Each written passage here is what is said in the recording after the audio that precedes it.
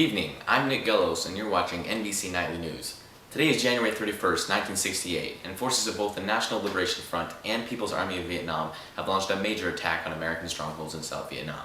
The attack is being dubbed the Tet Offensive because it commenced today, which is the first day of the year on a traditional lunar calendar and also the most important holiday in Vietnam. The purpose of the NLF and People's Army of Vietnam was to strike military and civilian command and control centers throughout South Vietnam and to spark an uprising amongst the population.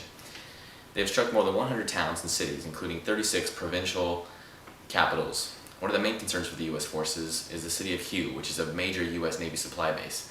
And the city also lies 50 kilometers from the DMZ zone. It's a high-value target for both sides. However, today, NLF forces were able to catch U.S. forces off guard and capture the city of Hue. For more on this, let's go to Sumner Patton in Vietnam. Hi, Nick.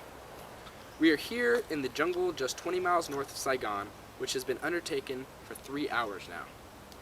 We are getting word of intense firefights between U.S. and NLF forces. NLF forces temporarily raided the U.S. Embassy. However, they were never able to get into the actual building. 5 ARVN Ranger battalions and 5 Marine Corps battalions are on their way to reinforce Saigon. Also, the North Allied forces in the city of Hue were caught by surprise when an NRF attack regiment attacked and overran the city. The attack force totaled 7,500 men. The U.S., however, will be retaliating strongly with the use of bombs and chemical weapons such as Agent Orange and napalm, which have become increasingly controversial. Napalm is being used as a firebomb because it is very effective for use against dug-in enemy personnel. However, there have been instances where U.S. forces have dropped napalm on innocent civilians. Another weapon the U.S. is using is Agent Orange, which is a herbicide that reduces the dense jungle foliage. The U.S. has done a lot of research and found that it causes cancer and other serious health problems. Since the beginning of the war, the U.S. soldiers have been trying to win the hearts and minds of the Vietnamese people.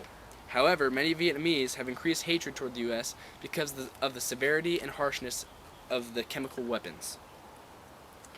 As of right now, the war doesn't seem to be going in favor of the United States military. Reporting here from Vietnam, I'm Sumner Patton. Back to you, Nick. Thanks for the reporting, Sumner. Right here is a map of Vietnam. Each red explosion mark represents where today, this morning, NLF forces were able to attack Vietnamese, South Vietnamese, and American positions. They were also able to capture capitals and major cities. Right here is the city of Hue, which is a major concern for both the South Vietnamese army and the United States military. This morning, NLF forces were able to catch Vietnamese and American forces off guard and capture the city of Hue.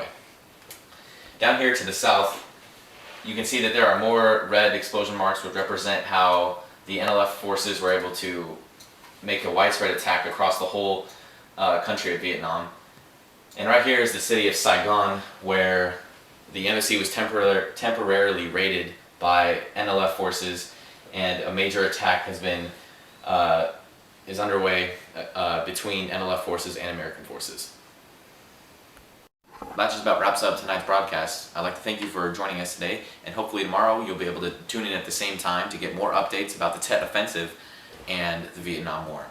At the end of tonight's broadcast, we'd like to leave you with some footage of this morning's Tet Offensive and also a song by Creedence Clearwater Revival about the Vietnam War. Thanks for watching. I'm Nick Gellos. Good night.